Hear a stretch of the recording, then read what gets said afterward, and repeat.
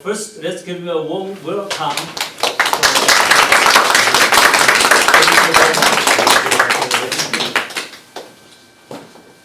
Thank you very much. It's a pleasure to be here. I had the only experience I had was in China.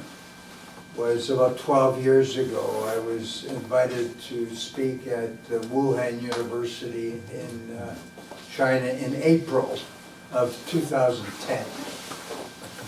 And I always tell people I was in Beijing and then Wuhan, Beijing, Wuhan, then Shanghai, and then back to Toronto. But I always tell people that the one bad experience that I had at Wuhan University was green tea. They gave me too much. Too much. I wanted coffee. And every day, green tea, But I really enjoyed my trip to China.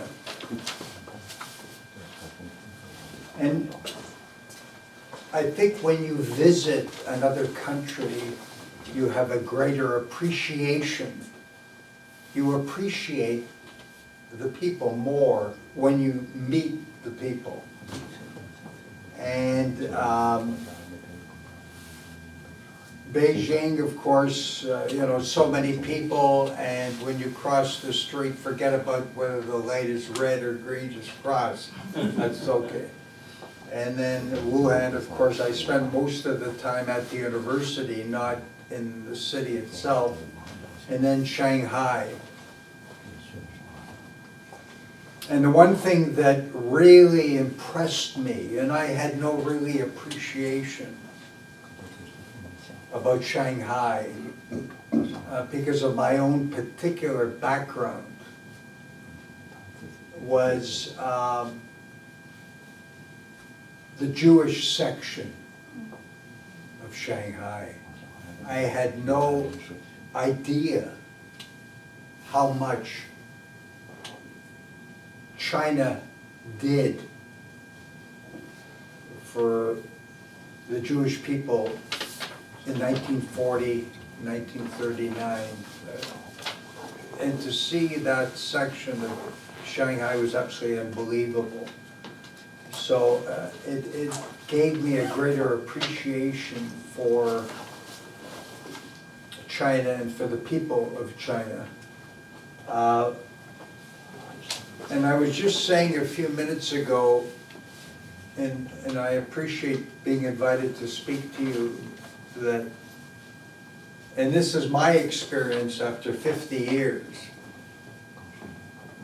people who are born in Canada, don't know where to go to find out information about laws.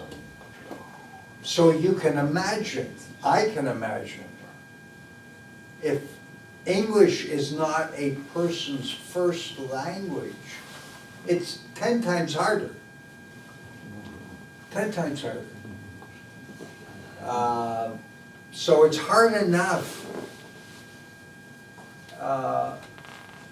knowing where to go to get help, and then of course where English is a challenge for people, as it is for a lot of people, it makes it even harder.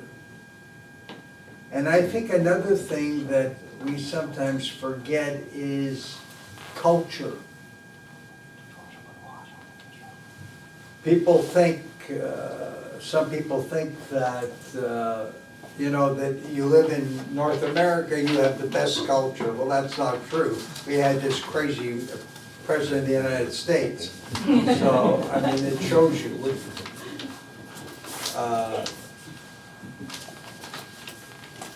But it's an understanding of other cultures, and not, our culture is not the best culture. The culture, there's no culture that's perfect. Before we criticize others, we should look at our own. I say that because people will come from a culture where, if you mention, for example, the police, it's bad. In North America, we look at it hopefully differently, that if somebody has a problem, they should be able to go to the police. But again, if you come from a culture where you're afraid of the police, it makes it difficult. It makes it more difficult. So it's a cultural thing, and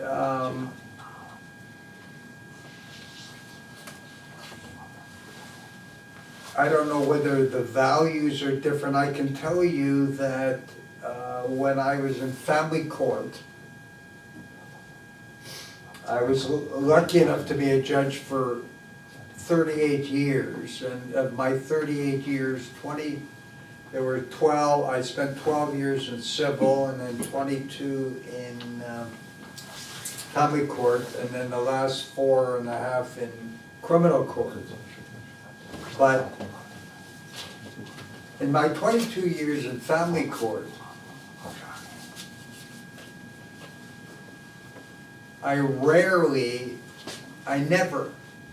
virtually never dealt with people from China about children and about families, because I appreciated and I understood how important family is.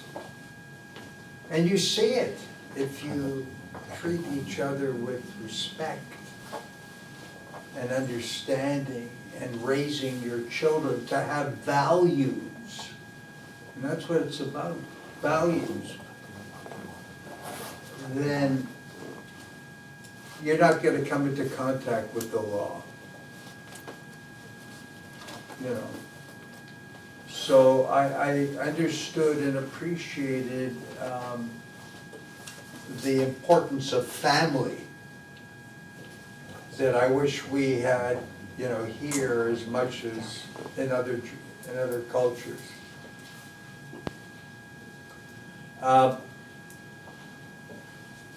Interestingly, thank you.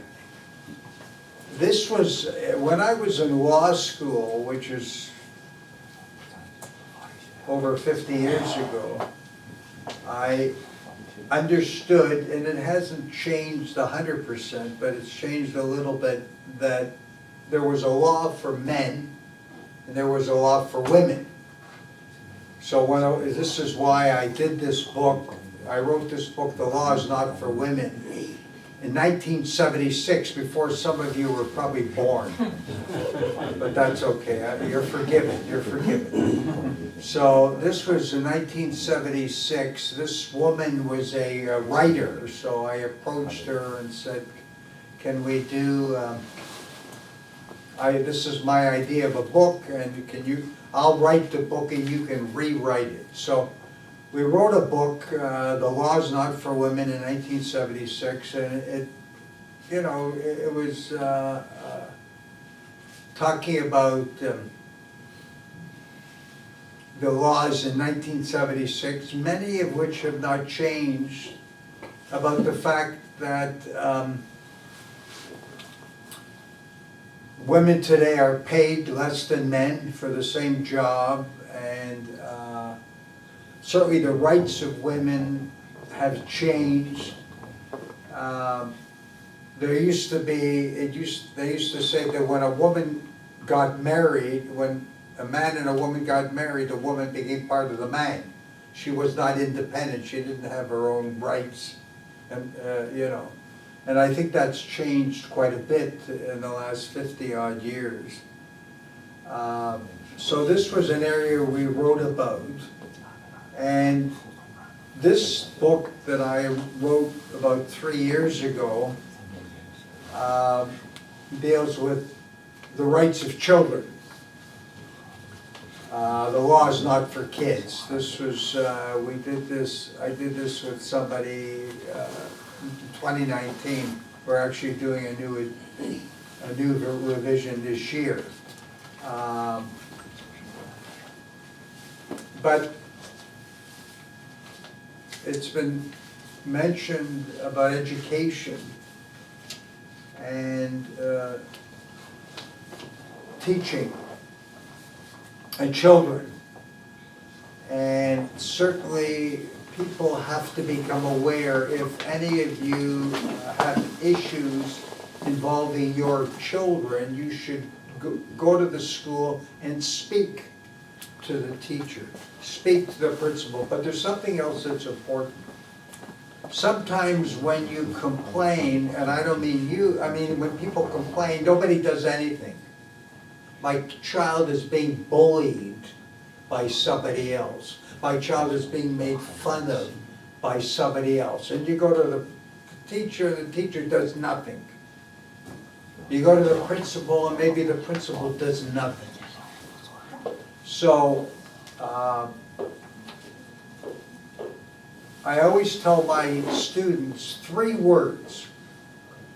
If you remember 3 words that I talk about in this course, you know, you teach a course for 12, 13 weeks, 3 hours a week, blah, blah, blah.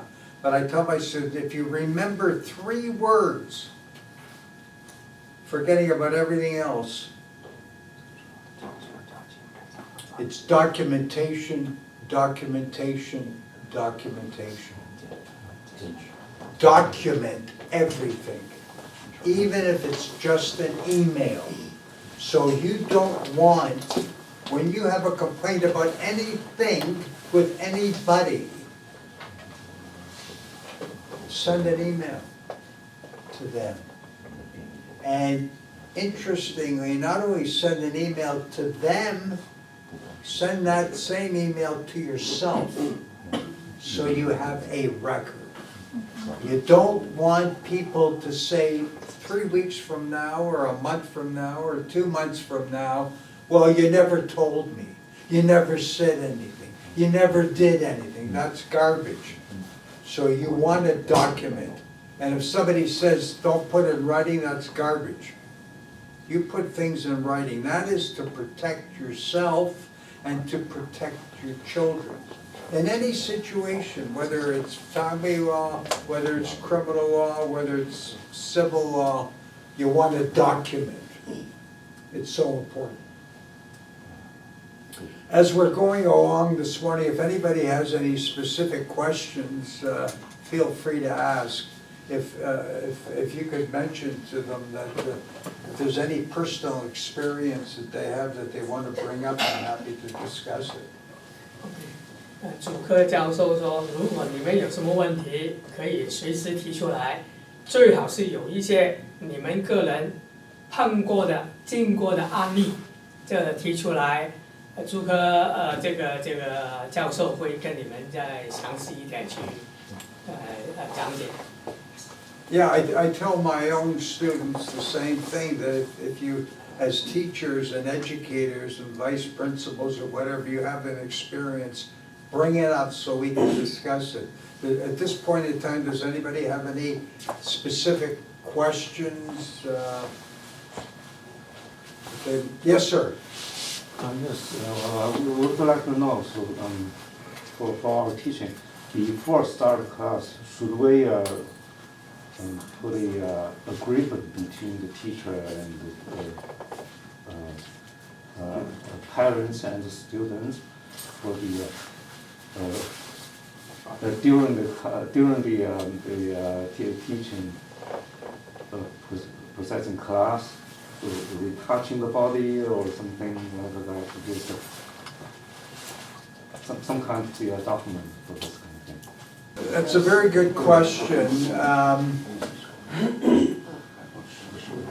There's no law. There is no law that says you cannot just touch a student to help a student. There's no law. There is a law about using force there is a law, there's, I don't want to be too technical, there's something called there's section 43 of the criminal code which says a teacher may use reasonable force by way of correction. So if two kids are fighting, a teacher could break up the fight. But if I'm, there's nothing, I mean, the problem is, whether you're talking about teaching somebody to play music, or you're coaching somebody, gymnastics or something, and you're touching parts of their body, there's nothing the matter with that. It's when you go beyond that. So it's very difficult. Teachers, coaches, people should be trained. This is something I have written I'm sorry to say, I've written so many articles criticizing the Minister of Education in Ontario that it gives me a headache, because the poor man doesn't know what he's doing. But the bottom line is, there's no law that says you cannot touch a child. It's when you touch somebody wrongly, improperly, that the relationship between the law says that a teacher stands in place of a parent. The teacher is in place of a parent. When a teacher is teaching somebody's child, they become the parent of that child in the school, and therefore they are supposed to treat that child the way you would treat the child as the parent. And that is the law that is expected of a teacher. The teacher is in a trust relationship. But to answer that gentleman's question, if I'm touching somebody to help them, there's nothing the matter with that. If it's possible, and if it's possible and people are concerned, then tape it so that people will see. I am only, or if you don't tape it, a good thing is always, not always, if you can, a good thing is to have two people. So if you've got a child and you've got two people, one person can be teaching, the other person can be watching, and the person that's watching can say, he or she was teaching my child properly, and there was nothing improper. Because sometimes a child will go home. I remember a case. A man, somebody I knew, tickled a child at a gym. And the person I knew was a teacher. So child goes home and says, this man tickled me. So the man's father goes crazy. He went to the police, and the man that tickled him was charged with assault. I mean, he was found not guilty, but he had to get a lawyer and everything else. But certainly, if you are concerned about teaching music or coaching, and if you can have somebody watch or tape, then that's what you got to do. That's all. But there's nothing the matter with what you're doing. In terms of physical force, of course, the law says it has to be reasonable. Not only does it have to be reasonable, the child has to understand what you're doing.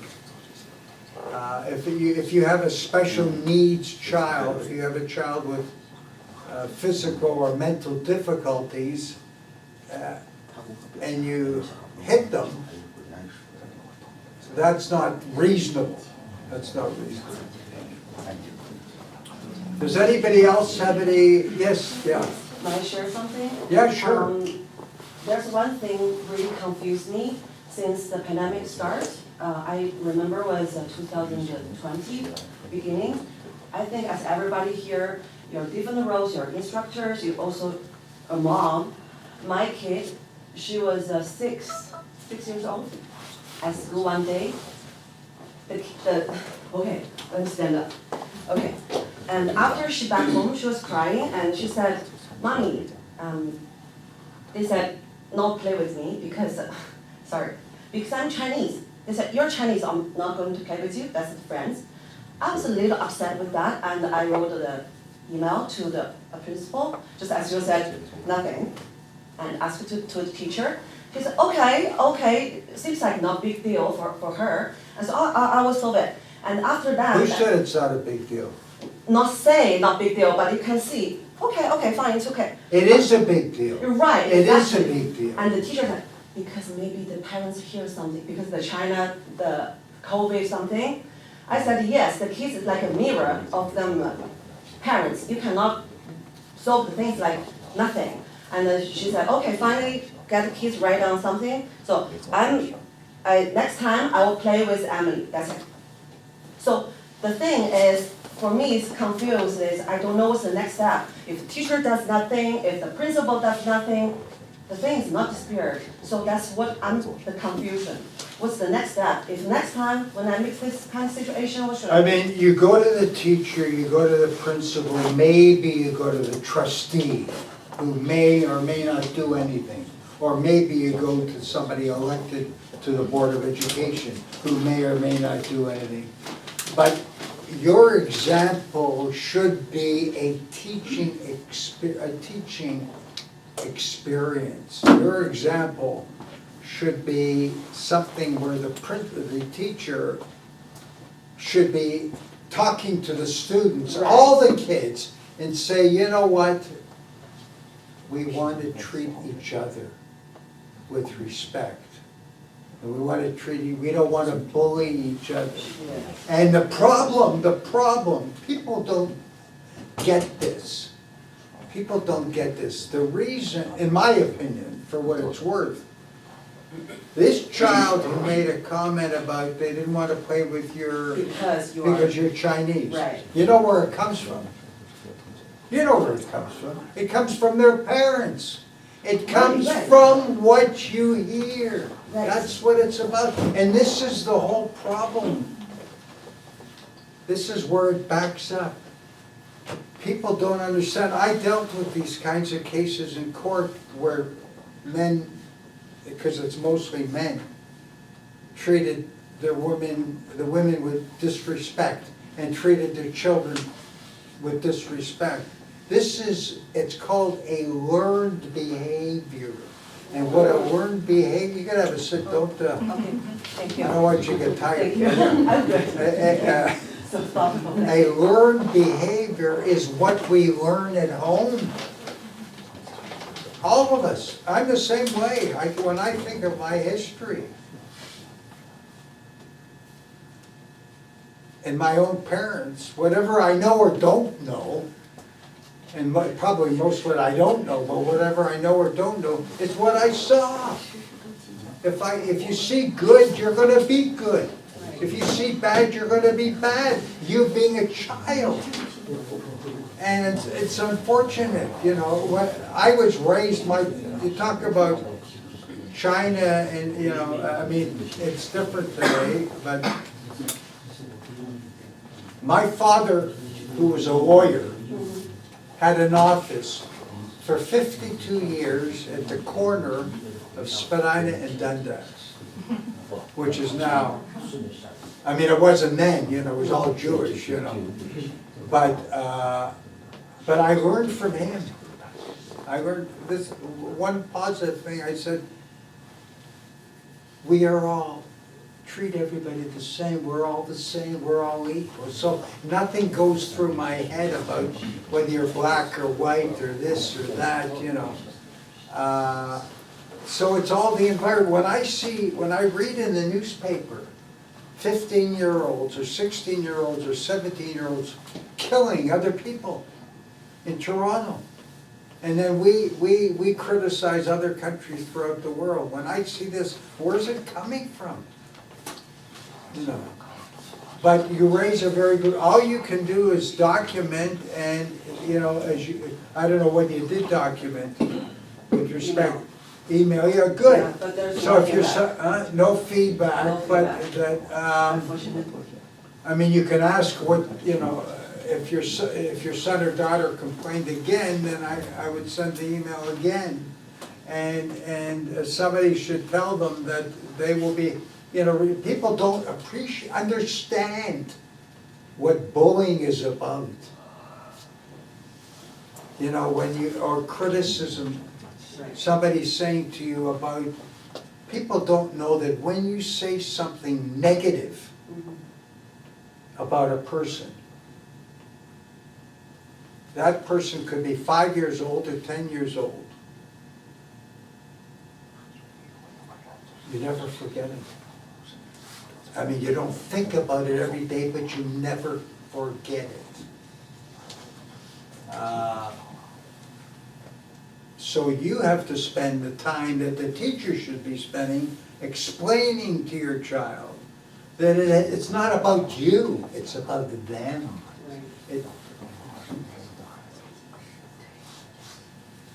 Yeah, sure. Thank you. No, you're welcome. 我不是 OK， 用笔 interview。我不是一个老师，我是一个家长。我知道最近有一些就是对老师的一些的立案的指证，关于性骚扰的。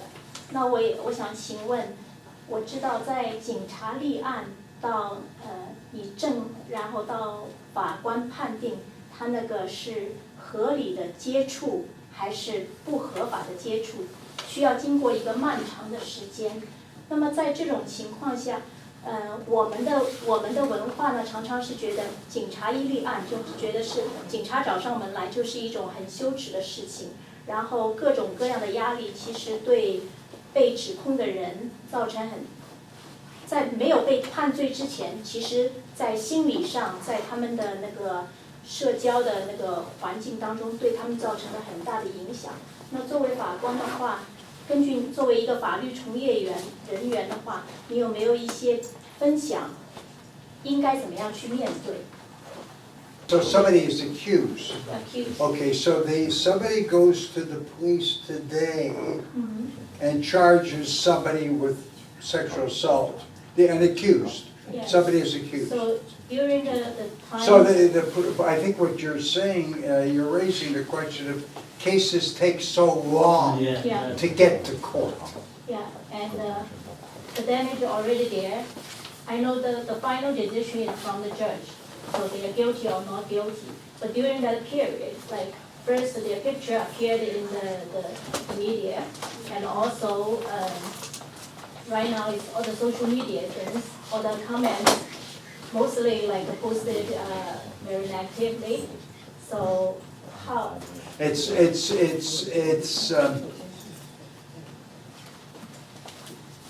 That's a question that has always been difficult to answer because somebody's accused with a crime, Yeah.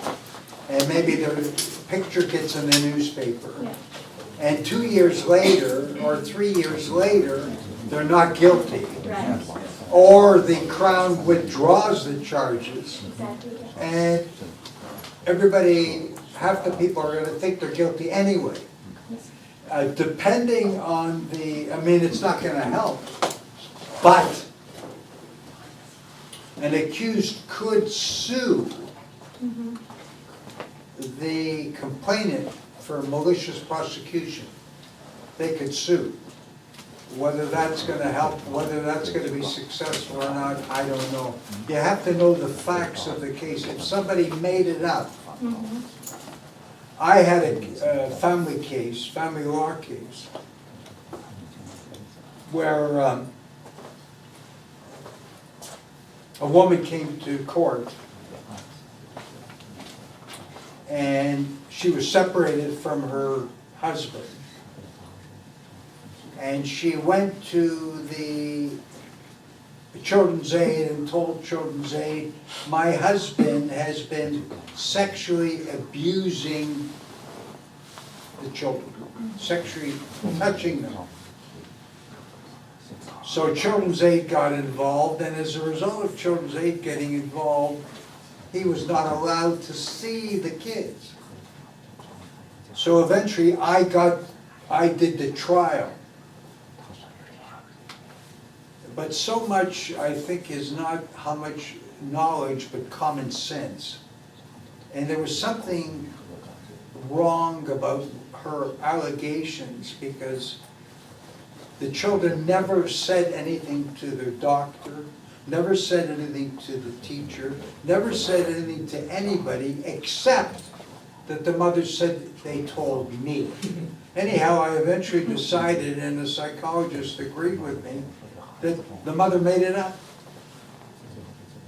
I ended up giving the children back to the father. And I remember the father coming to me weeks later saying, my children don't want to see the mother anymore. So,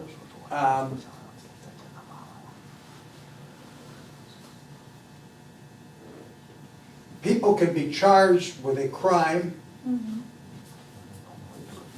The court has to prove guilt beyond a reasonable doubt, and sometimes if there's a reasonable doubt, well, not sometimes, if there's a reasonable doubt, they're not guilty. Charges can be withdrawn if the Crown says we have no prospect of convicting somebody, they may withdraw the case. But the problem, as you say, is cases take so bloody long, pardon my language, to get to trial. It could be at least 2 years. And sometimes people drag it out, you know. So, and the other problem is that your picture is in the paper when you get charged. But if you're not guilty, there's no picture anymore. They don't even put it in the paper. So the only recourse theoretically is suing if it, and I don't know the facts, but if it's a case where somebody appeared to make everything up, then you could sue them for a malicious prosecution. You know, it doesn't get your reputation back. Can the accused sue him Yeah. now? Yeah. Not until the criminal court hearing. Oh, no, you'd have to wait till the case is finished. Okay, You that's gotta very wait. important. Okay. 可以改一下。 Okay. That's the problem. 要等这个刑事案定了案以后，你才可以去起诉，是这个可能是这个诬告你的人 ，OK？ But where it becomes more difficult, more complicated, is let's say you have a teacher charged with sexual assault, and maybe it never happened. So the teacher is taken out of the classroom, or the teacher could be fired, depending on whether the teacher's in a public system or a private system or whatever. So the implications is not just criminal, could be civil as well, could be family law as well. Somebody goes to the Children's Aid and says this man has been charged with sexually assaulting this lady or woman, that and he's got small children, maybe the children shouldn't be with him anymore. So there's a lot of, you know. In a recent case, just happened maybe a few weeks ago, in a news report. So there's in the private teaching, there is a case of sexual abusing child in music teaching. So they demonstrate the photo just illustrates that the sexual abuse. So this is the picture I put in the file as well. If you can see that's the picture. So it's a real case. It's happened just a few weeks ago. This is touch. But the problem is, for the teacher, for anybody knowing such teaching, the string teaching, so that's a very necessary action that the teacher has to do to correct children's the way so that. But wait, so the child, let's back up a little. Child goes home and says, the teacher touched me? Yes, yes, And was this picture taken yeah. at the same time? No, this is by a newspaper. A typical, Newspaper. So the purpose of. that doesn't mean anything. Yeah, but the purpose of the newspaper is the editor must think this is the plan. This is the plan. This is actually a sexual abusing plan. So then. Yeah. The purpose of the newspaper is to sell newspapers. No, that's the purpose. You're 100% right, I don't disagree. That doesn't tell me anything. 有2个问题要问法官的。第一个如果这个投诉人的小孩，他的年纪是小于10岁的，那开庭的时候，这个小孩会不会被传召出来当证人 ？Okay, now the children being abused is a minors is less than 10 years old. So when the court hearing, will the children be called to appear before the court to give witness themselves in person? If most of the time a child, if the child is too young, the child will not be called to give evidence. If the child makes a disclosure to the police or makes a disclosure to somebody, the court has to decide whether that statement is going to be allowed by the court. Interestingly, when a child does give evidence in a courtroom, the child will be in a separate room from the accused, so that the child will not be intimidated by the accused. So what will happen is, we could have this room could be the courtroom, and then you would have the child in another room with a closed circuit TV. And the child will not see the accused.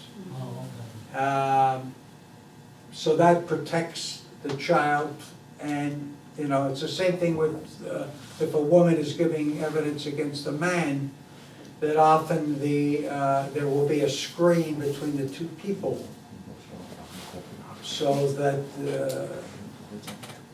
seeing the individual that you allege abused you, you won't be impacted by seeing them.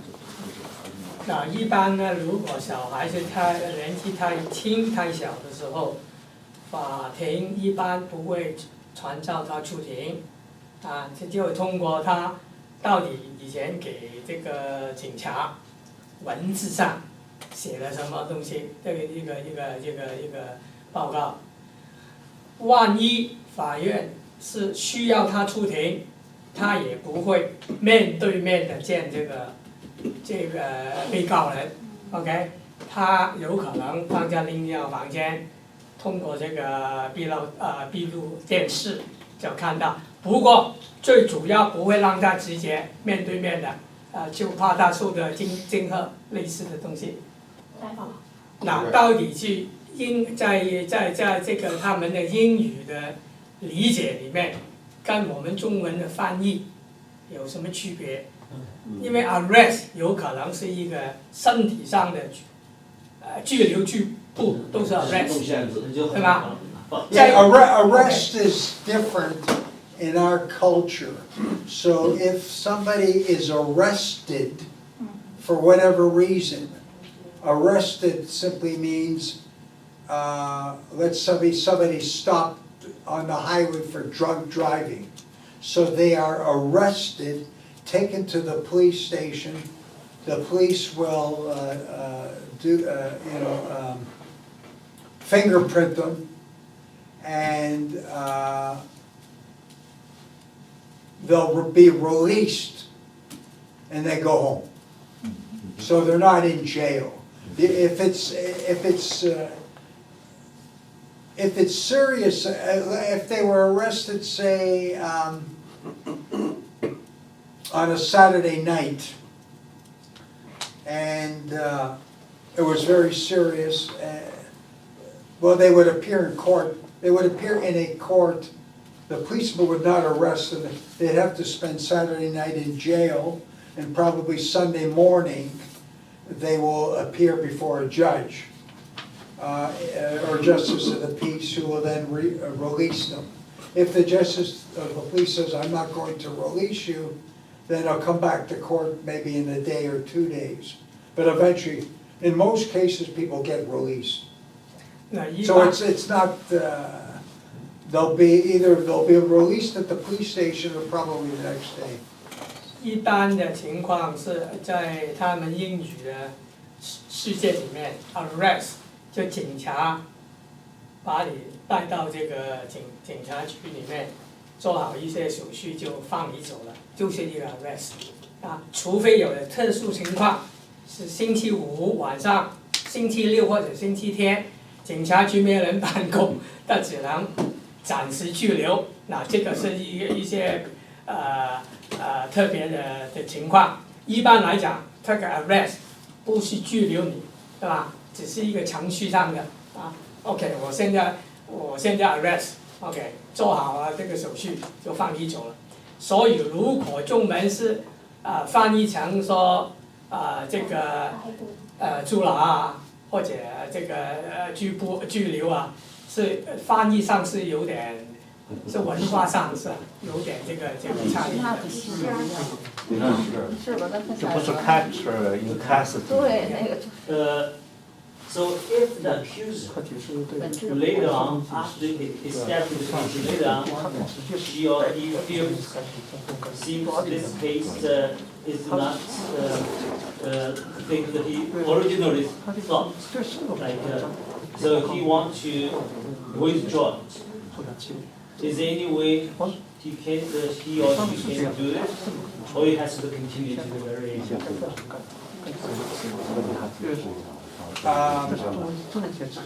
If an accused wants to withdraw, if the accuser wants to withdraw a case, it would be something that would have to be discussed with the crime attorney, with the government lawyer, and it may have to go before a judge. It could go before a judge, hypothetically tomorrow, but the court must believe that I am withdrawing my charge voluntarily. Voluntarily. If the court believes that I'm withdrawing my charge voluntarily, then that's okay, finished. And the other thing which is very important is a criminal record. Withdrawing a charge voluntarily, there's no criminal record. Somebody being found not guilty, there's no criminal record. And depending on what the judge decides, there may be no, but a criminal record is very important because there's so many jobs that require a criminal record check, which makes it very significant if somebody has a record. Now, this is really important. In Hong Kong, I take the Hong Kong situation. When you are being prosecuted and acquitted, when you apply for a criminal record, it say that you have been charged but acquitted, but still a record. What's the situation in Canada? Different. Because usually if it's a criminal record check, it deals with, have you ever been convicted of a criminal offense? Now hypothetically, at a private school, or independent school, or even a public school, they could have their own wording that says, have you ever been charged? If they want to have a document that says, have you ever been charged with a crime? But if you haven't been convicted, if I go to teachers college and I apply to become a teacher, and I graduate and I apply to the College of Teachers, it will say, it will ask for a criminal record check, which means conviction. OK， 那这个很重要。有人问你有没有这个刑事案底，问你你有没有曾经被起诉，是两个不同的概念。这个是没有一个什么答案，就主要看问你这个机构怎么去问你。OK， 有可能你被起诉，不过无罪，释放了。你还是有一个过程是吧？不过如果人家问你有没有一个刑事的这个案底，是没有的，啊，这个 OK， 有没有其他问题？就是关于这个， Excuse me。就关于警察局在这种性骚扰案件当中的角色，因为通常就是登出来呢是被告人呢是去了警察局了，然后好多这个媒体还有社会上就认为呢，他去了警察局了，就是被捕了，就是被定罪了，是不是警察局只是在当中做了一个中间的这个角色？ 是立案。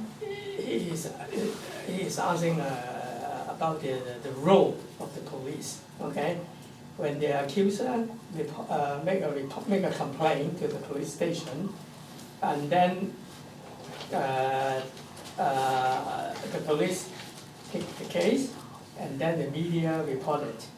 So what is the role of the police? Are they the party to judge whether this accused is guilty or not, or whatever?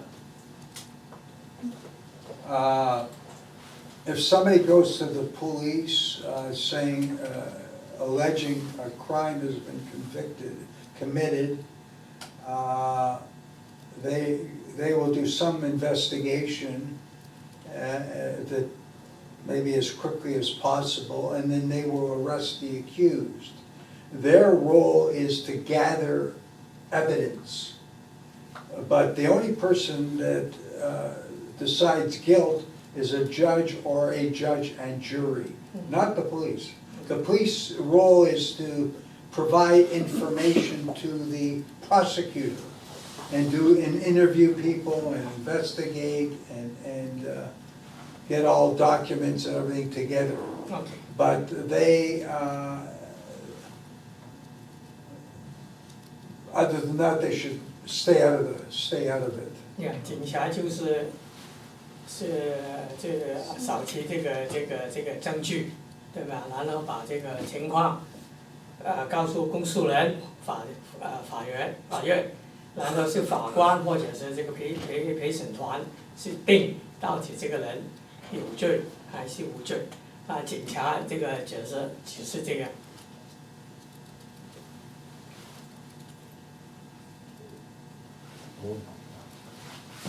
我就关心这个最后法院判的时候，像这种情况，我们都是老师，经常有这种情况是吧？小孩说我 touch 他了，我说我没有 touch， 我争取你，或者我说我问了你了，我可以 touch 你吗？我在 touch， 但是最后这个小孩可能有各种原因，他说我没有同意回事，他说他不知道，到了法官最后会怎么判？我拒绝，我有 guilt， 法官怎么判？ Concerned about, okay, when one was accused of touching a child, okay, not qualifying, okay, just touch a child. But in fact, I didn't touch the child, but the child insists I touch, or even I touch, maybe just a normal touch. what will the judge or the court react to such an allegation? Well, in a criminal case, you have to prove guilt beyond a reasonable doubt. The accused will give evidence that he or she didn't touch the child.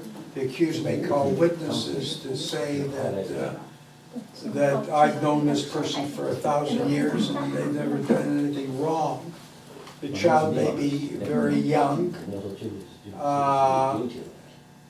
and the child may tell 10 different stories, and the judge hopefully will say there's a reasonable doubt not guilty.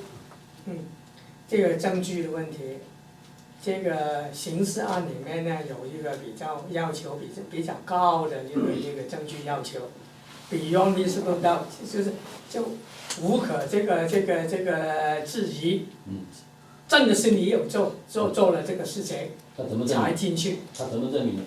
就是一个，比如说，有可能你提出你的这个人格的证人，说我这个老师是一个实权实名的老师，怎么会这样做嘛？啊，你可以提这个，对，人证、旁证，或者是有 tape， 对吧？你根本没碰过他，或者你碰他，那因为这个要求不一样，碰不等于一定入罪，还是有一个非法的一个 motive， 啊 ，OK。然后有可能他的这个警察通过这个小孩提他的证据。And it also may depend on when the child makes the disclosure. The same day, the next day, the next week.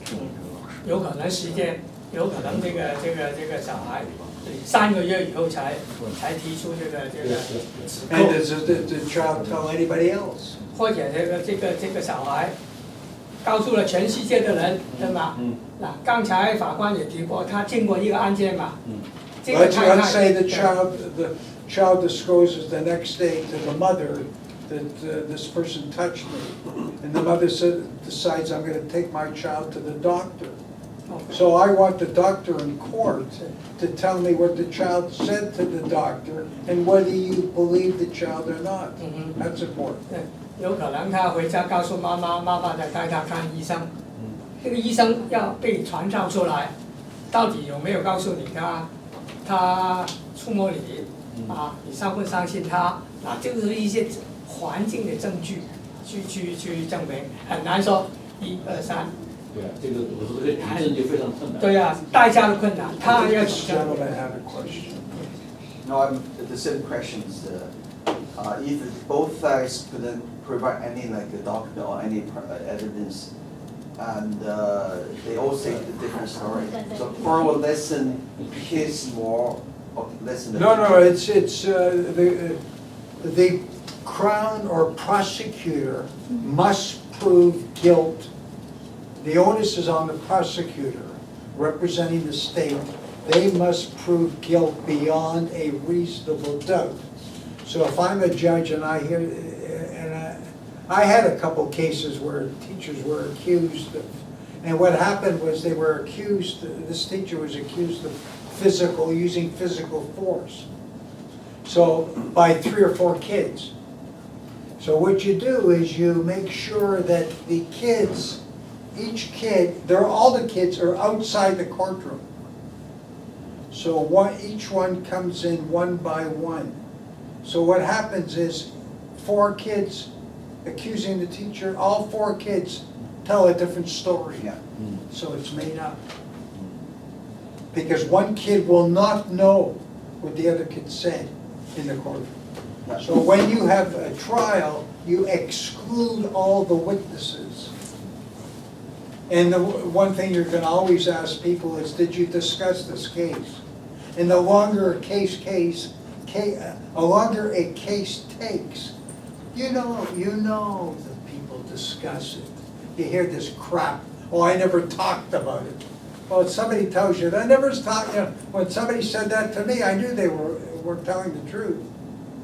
Anytime anybody uses the word never, never, you know it's not never. There's no never.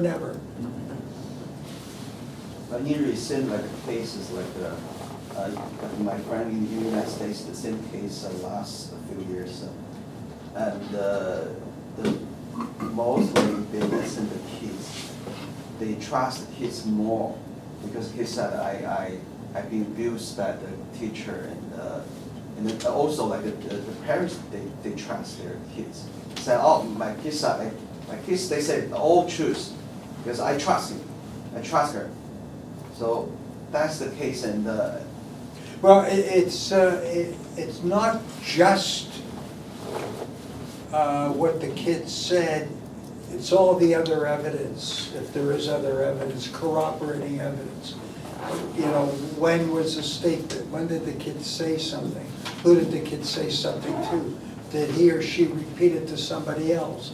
Did they tell somebody a different story? You know, there's so many other factors.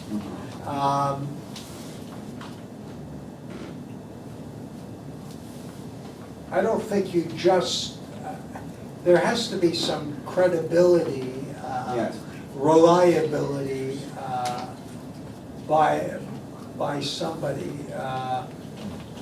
for a judge to accept it. It's not just, but the other side of it, you keep in mind that most of the time an accused does not give evidence. Because if you give evidence, you're cross-examined by the other side. If you don't say a word, then it's up to the Crown to prove guilty. 就是在法官他审案子的时候，就是刚才提到这个旁证啊，就是这个被告的这个人格或者人品证明书是不是很重要？是数量重要呢，还是质量重要？ And I had cases in child protection cases year after year when I was in family court. A mother would come into court, her husband would be charged with abusing the children. And of course, she would always support her husband because in most cases, he was the man earning the money. So she did not want him out of the house, or maybe eventually going to jail. But the bottom line was, when it happened, if it happened, she wasn't there. So what the hell is she telling me? What does she know? He wouldn't do it. How the hell do you know if you weren't there? You weren't there, you're not there, If she wants to say to me, I was there when it happened and it didn't happen, okay. But don't say, it's just ridiculous.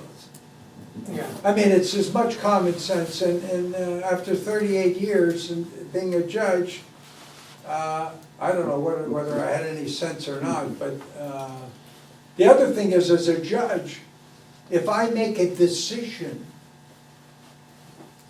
that somebody feels is wrong, and I'm sure I had, or not, I'm sure I know, I had a few cases that people have a right to appeal.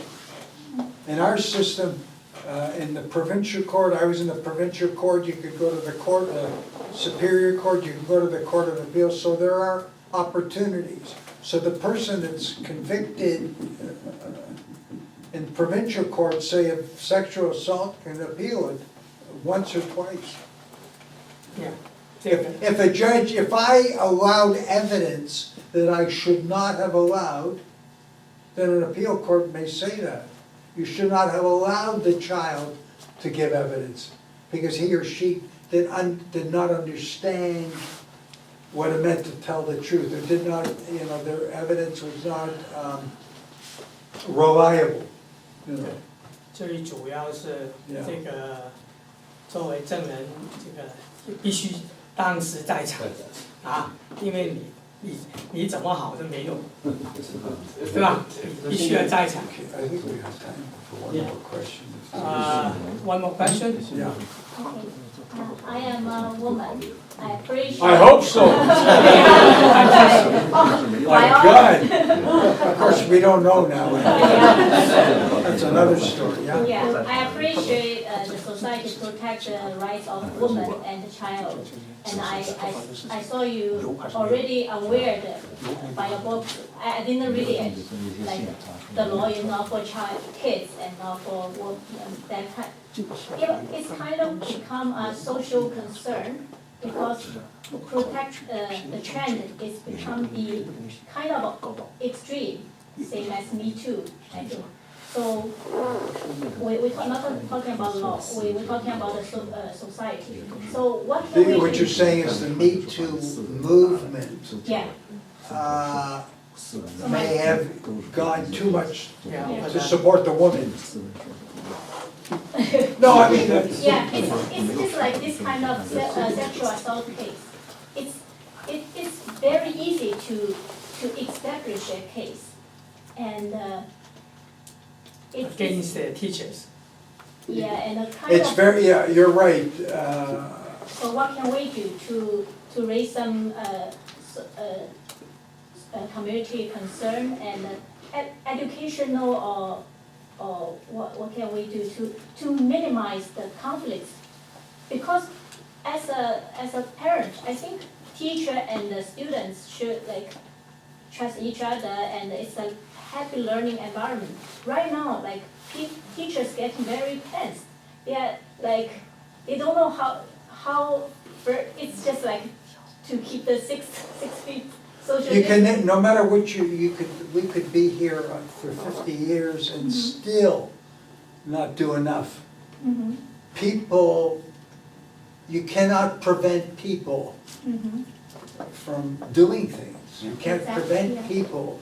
If they want to try to charge somebody, they're gonna go, it doesn't matter what, all you can do is take steps to protect yourself. That's all you can do.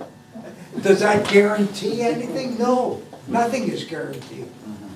You can't, nothing is guaranteed. That's the problem, and you can take steps. I'm always happy to come back, but you can take steps if you feel concerned to gather as groups and make sure that, when I say to do things like, whether you're taping a session or, taping it or whatever you may be doing, or having somebody there with you, even if it's a matter of hiring a child or a young high school kid, just to be there watching is worth it. It may be worth it. Particularly if you have several kids at once, then it's worth it. If you've got 4 or 5 or 6, and then you hire somebody $15 an hour, whatever the minimum wage is, to come in and watch. But you want to make sure that things like, and they tell this about teachers as well, is that whenever you have classes, keep the door open. Always keep that door open. And if somebody knows that, because they always say, don't close your door, because nobody knows what's going on. And the other thing which is important, I know we're running out of time, is do not create opportunities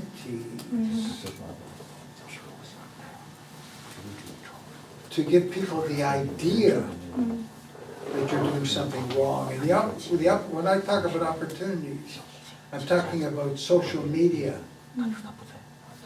You may have young kids, okay, that's one thing. You may have kids 13, 14, 15, 16, 17, that's another thing. But you gotta be careful about social media and emailing students. Because before you know it, they may think their relationship is different. Okay.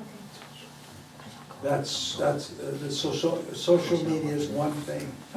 And the other thing is, and something that when I've talked to groups of people before, if you run a private school of any kind, make sure about insurance.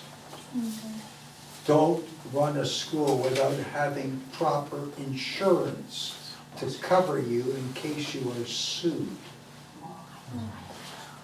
It is 1,000% important. 对，买保险。 So no matter what kids are doing in your school, you have insurance, an insurance policy to cover it. And,